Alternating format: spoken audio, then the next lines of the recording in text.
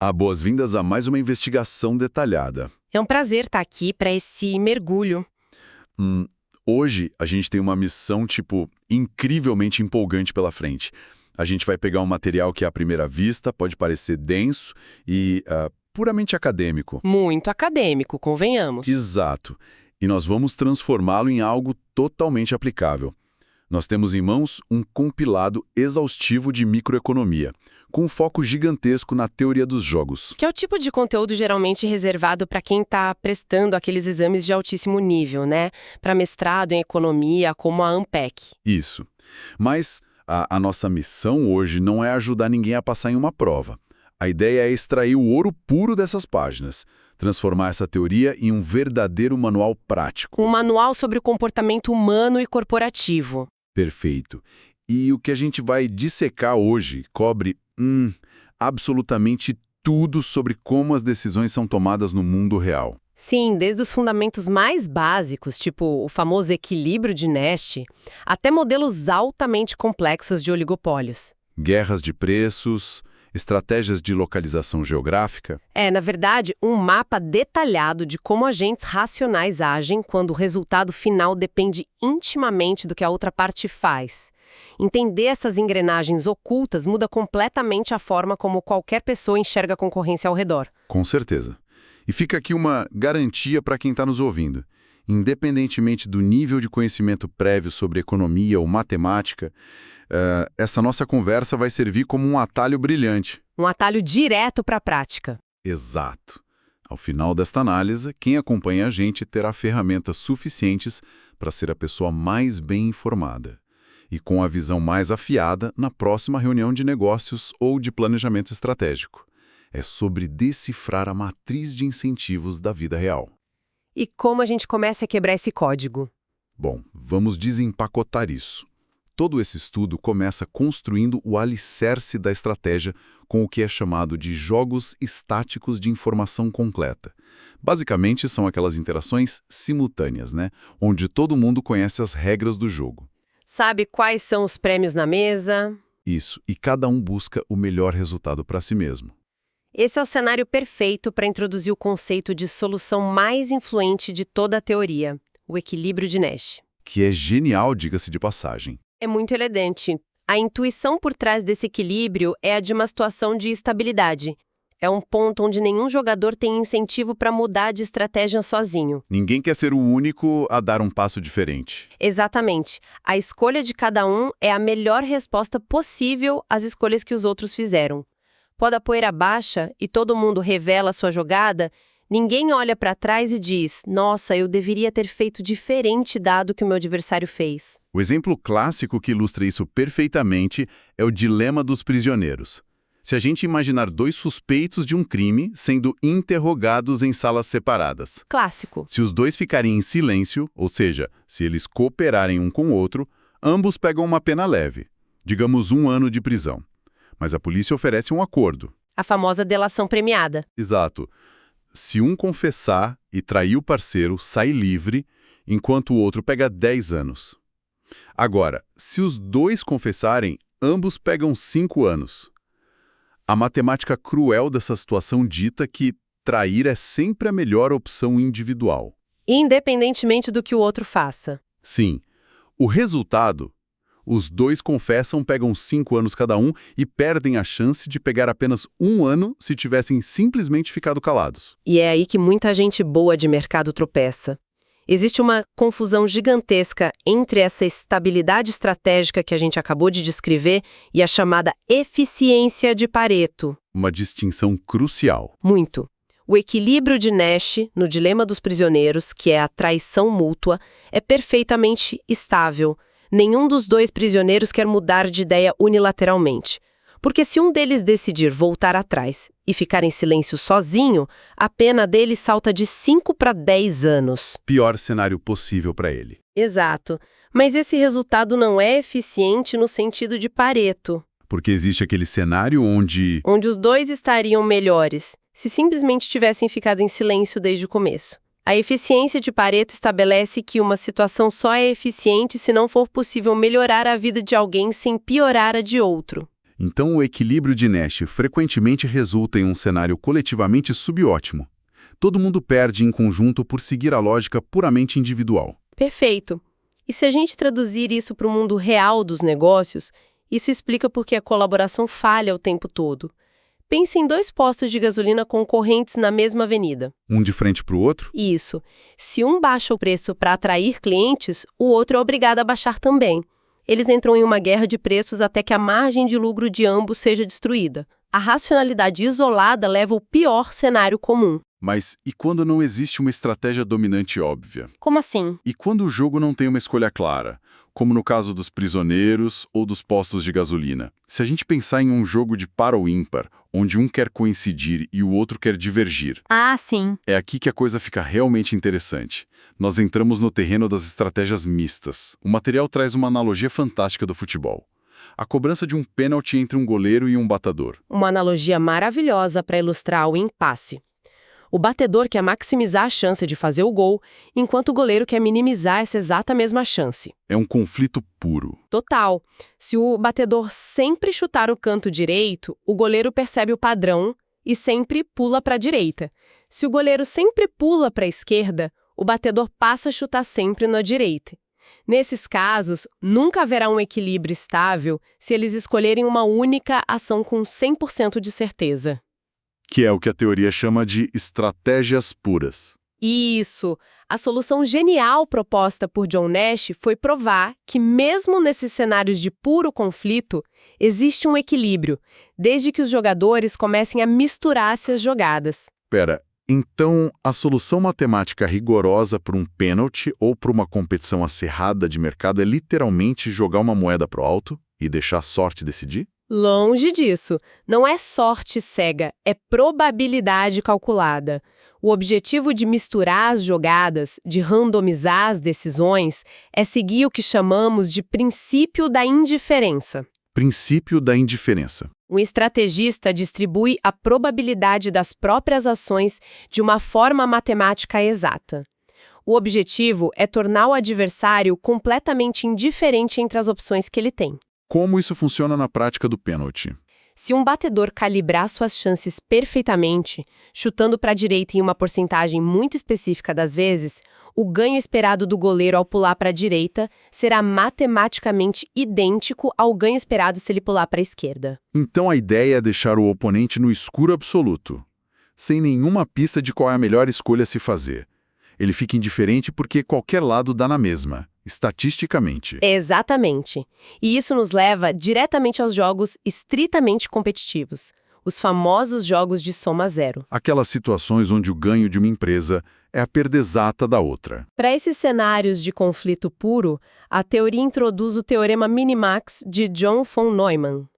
A lógica do Minimax é desenhada especificamente para ambientes totalmente hostis.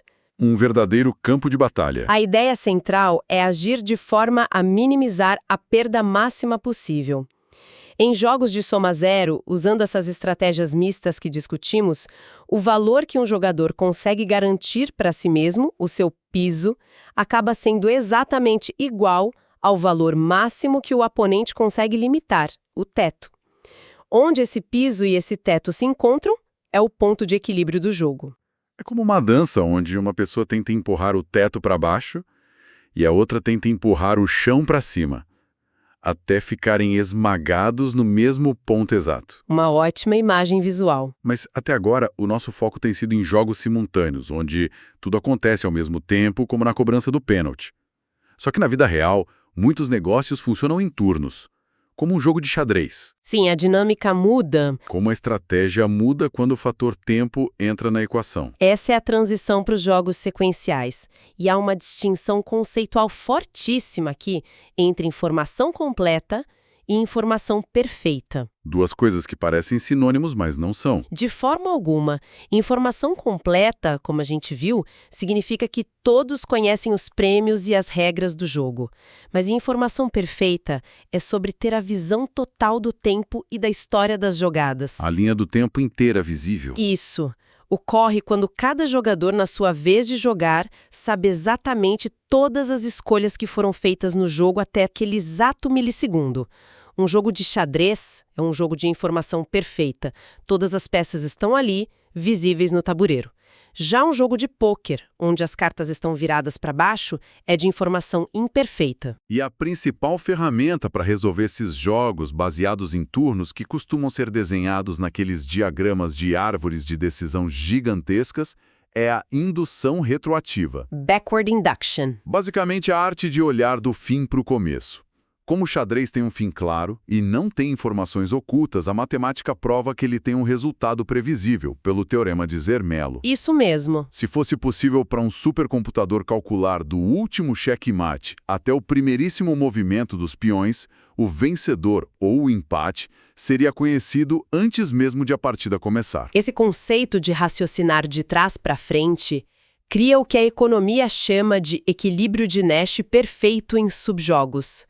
E o grande motivo pelo qual isso é uma verdadeira arma na prática corporativa é porque a indução retroativa elimina sumariamente as ameaças não críveis. As famosas ameaças vazias. Exatamente, o blefe corporativo. Como isso se aplicaria em um cenário clássico de negócios para quem está acompanhando a gente visualizar?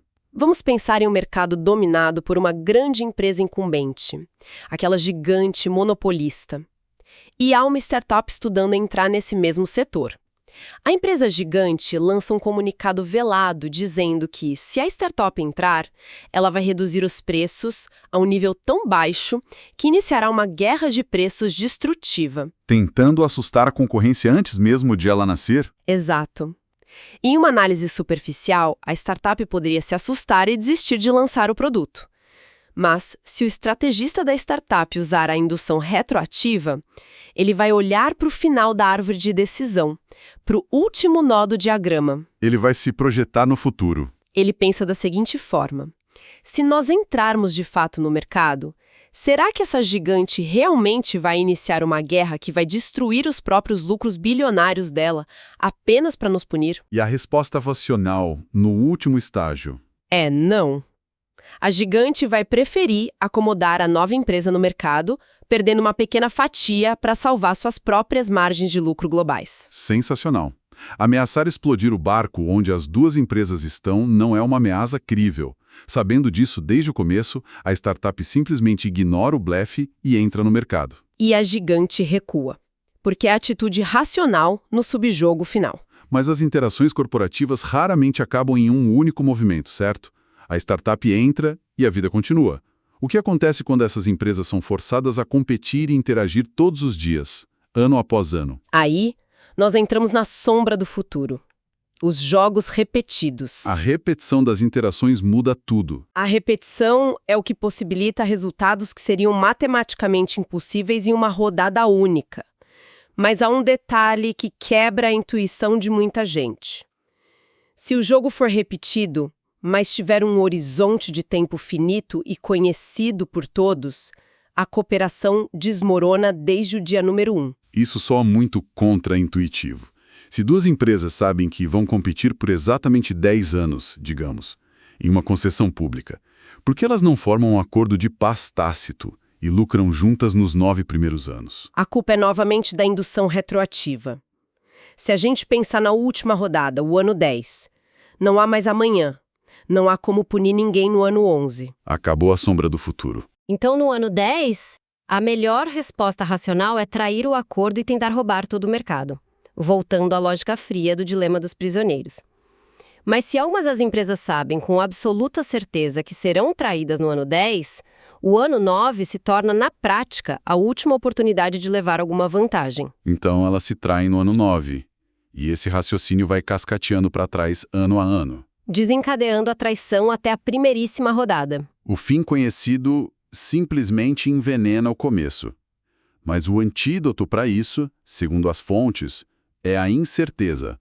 Jogos com horizonte infinito ou simplesmente incerto. É aqui que brilha o teorema popular, o famoso Folk Theorem. Ele decreta que é a incerteza sobre o dia de amanhã que permite que a cooperação floresça hoje.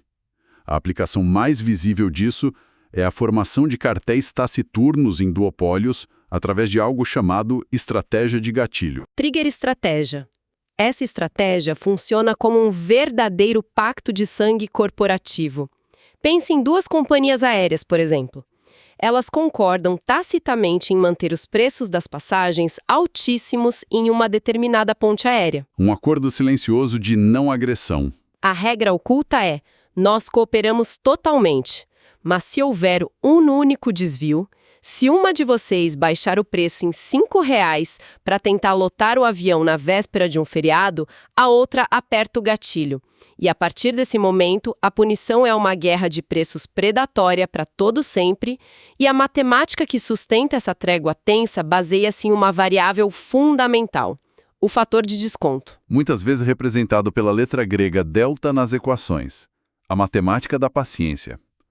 Essa fórmula basicamente compara o lucro garantido de cooperar a longo prazo contra o lucro rápido de quebrar o acordo hoje, somado ao cenário terrível de punição no futuro. Um acordo só se sustenta se esse fator de desconto for autossuficiente. Se houver paciência. O que essa variável mostra na prática para quem toma decisões no mercado? Mostra que cartéis e acordos tácitos só param em pé se as partes envolvidas valorizarem imensamente o futuro. Se a taxa de juros da economia estiver muito alta, por exemplo, ou se o mercado for extremamente caótico, o valor do dinheiro amanhã despenca. R$ 1 amanhã passa a valer muito pouco hoje. Consequentemente, o ganho imediato de trair o acordo hoje se torna irresistível. Entender esse fator de paciência é entender se a empresa concorrente tem fôlego de caixa para pensar no longo prazo ou se está desesperada para fechar o trimestre no azul a qualquer custo. E isso nos leva para uma fronteira ainda mais nebulosa das nossas fontes de hoje. E se a gente não souber os custos e os prêmios do adversário? Até agora, nós operamos com informação completa. Um luxo raro. Raro demais. O mundo real é feito de segredos industriais e contratos de confidencialidade rigorosos. Como a gente joga xadrez quando não sabe quais peças o adversário tem escondidas no tabuleiro. Essa era uma barreira intransponível na teoria econômica, até surgiu um truque analítico revolucionário de um matemático chamado John Harsanyi. Ele resolveu esse problema de uma forma brilhante, introduzindo um jogador artificial no modelo. Um jogador chamado natureza. A natureza joga os dados. Exato. Antes de o jogo de mercado começar de fato, a natureza sorteia os perfis das empresas com base em distribuições de probabilidade. Então, uma empresa pode não saber ao certo qual é o custo de produção da sua concorrente, mas ela conhece as estatísticas gerais do setor em que atua. Ela sabe que há, digamos, 80% de chance da concorrente ter custos altos e 20% de chance de ter custos baixos. E com base nessas probabilidades que são de conhecimento comum, calcula-se o equilíbrio de Nash-Bayesiano. Bayesiano porque atualiza as crenças com base nas probabilidades. Isso. E o nível de metajogo que surge aqui é fascinante. A empresa que tem o custo escondido sabe que a outra está em dúvida, então ela frequentemente altera o próprio comportamento apenas para manipular essa incerteza. Otimizando os lucros ao fingir ser mais eficiente ou menos eficiente do que realmente é. Um verdadeiro teatro corporativo. E isso nos dá o gancho perfeito para mergulhar nos modelos clássicos de oligopólio. Os pilares da concorrência de mercado. Há 3 frentes de batalha clássicas onde essas estratégias todas se desenrolam. E quem está com a gente precisa conhecer a diferença vital entre elas. Vamos começar pelo modelo de Cournot. O modelo de Cournot é, por definição, a guerra de quantidades. Imagine empresas que produzem commodities: petróleo, aço, minério. O preço de venda no mercado internacional não é decidido por elas isoladamente, é decidido pela escassez global.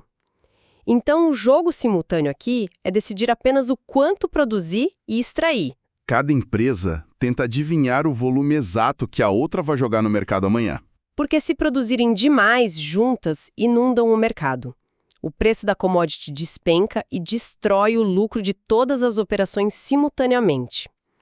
A resolução do modelo mostra que elas encontram um equilíbrio onde produzem menos do que fariam em um ambiente de competição perfeita.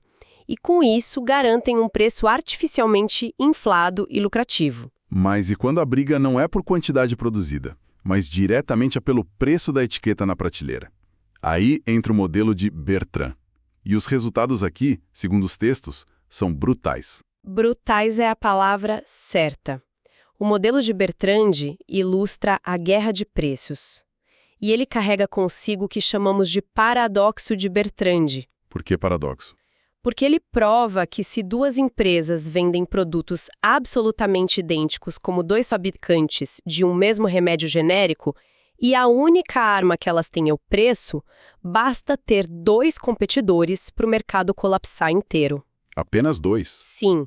Se uma cobra R$10, a outra cobra R$9,90. A primeira reage no dia seguinte e cobra R$9,80. E essa corrida para o fundo do poço só para no momento exato em que o preço se iguala ao custo marginal de produção. O lucro econômico de ambas vai a literalmente zero. O sonho dourado dos consumidores e o pesadelo absoluto dos acionistas. Para fugir dessa carnificina de preços simultânea, entra o terceiro modelo estratégico, o Stackelberg, onde o tempo volta a ser a arma principal, trazendo a chamada vantagem do pioneirismo. Stackelberger é essencialmente uma versão sequencial do jogo de quantidades de Cournot. Uma empresa age primeiro, é a líder, e a outra reage depois, é a seguidora. Pensa na Apple quando lançou o primeiríssimo iPad.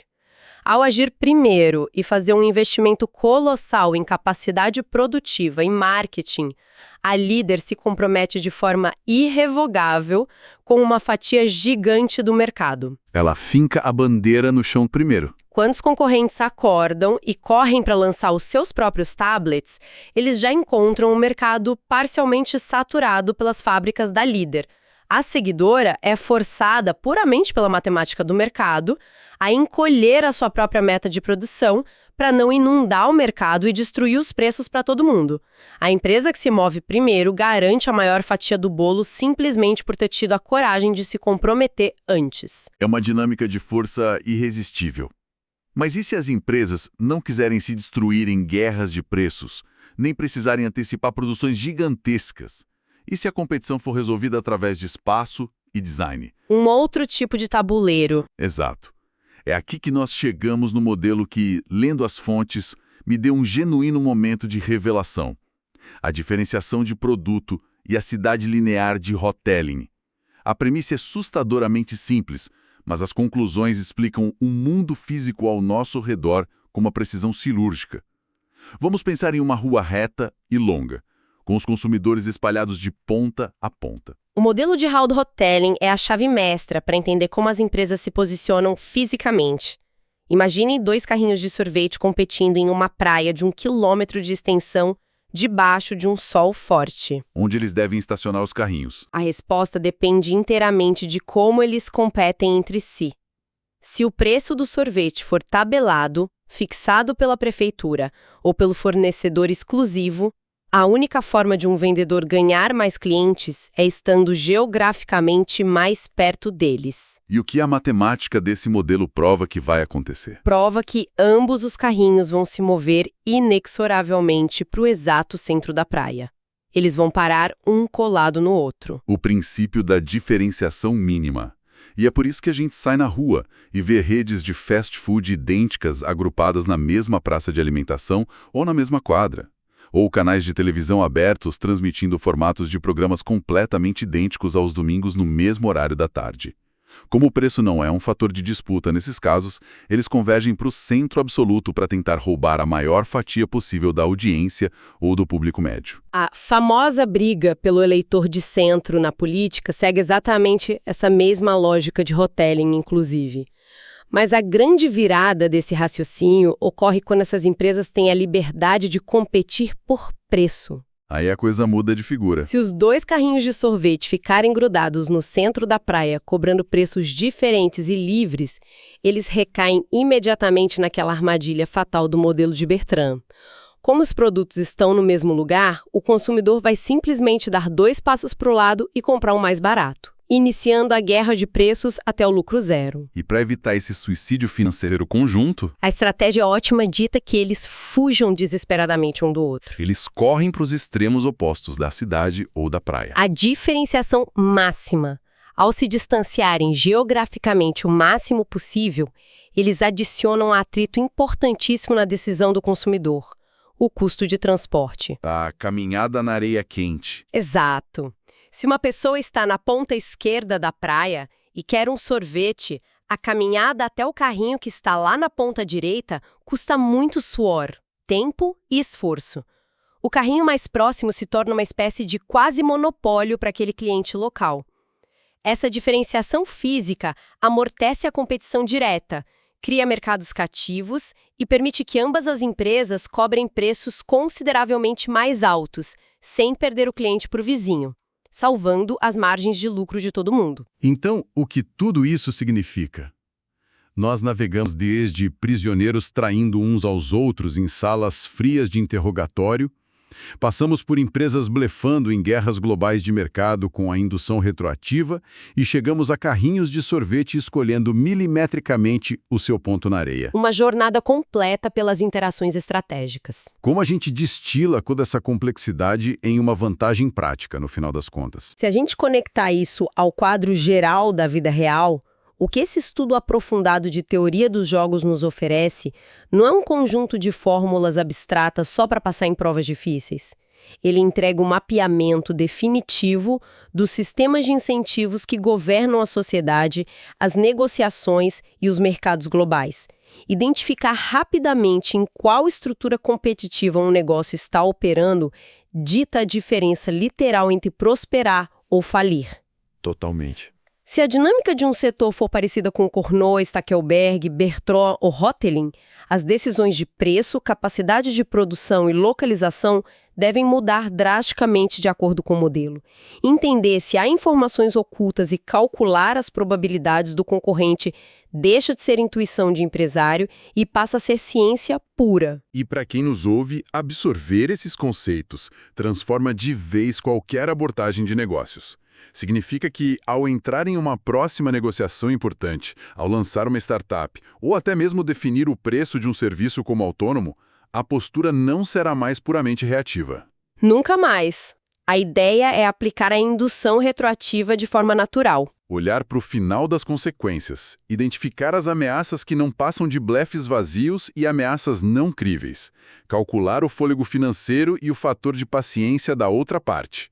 É mapear os incentivos muito antes de a primeira palavra ser proferida na mesa de reunião. É enxergar a matriz do jogo enquanto os outros só veem as peças aleatórias. Maravilhoso. E para encerrarmos o nosso mergulho de hoje, eu deixo uma reflexão provocativa que vai um passo além de tudo que os teóricos clássicos dessas fontes imaginaram, mas que usa essa mesmíssima fundação que a gente construiu hoje. Nós passamos um bom tempo discutindo sobre a estratégia de gatilho e como a repetição contínua de um jogo e o medo do amanhã sustentam acordos e cartéis entre as empresas humanas. A sombra do futuro mantendo a ordem. Agora, olhemos para a fronteira do comércio eletrônico moderno. Em grandes plataformas digitais de vendas, nós temos algoritmos autônomos de precificação alimentados por inteligência artificial. Eles monitoram a concorrência e reajustam valores milhares de vezes por dia de forma automática. Para essas inteligências artificiais, o horizonte de tempo do jogo é virtualmente infinito, e as interações ocorrem em minúsculas frações de segundo. E elas têm uma paciência matemática absoluta, não têm emoções. Exato. Como a estratégia de gatilho se comporta nesse ecossistema de silício? Será que, em um futuro que, francamente, já está batendo à nossa porta, os princípios matemáticos da teoria dos jogos vão inevitavelmente levar esses algoritmos a formarem cartéis tácitos e perfeitos? Sem nem conversar entre si. Mantendo monopólios silenciosos, punindo qualquer redução de preços de um concorrente de forma instantânea em milissegundos, sustentando margens sempre elevadas para as corporações. E o mais assustador, tudo isso sem que nenhum desenvolvedor humano tenha escrito uma única linha de código ordenando essa cooperação ilícita. Uma colusão nascida puramente da otimização matemática. É a matemática fria de Nash e Harsanyi se encontrando com a velocidade brutal das máquinas no século XXI. Fica aqui o convite para a pessoa do outro lado explorar e digerir essa reflexão profunda. Um excelente pensamento a todos e até o próximo encontro. Até a próxima!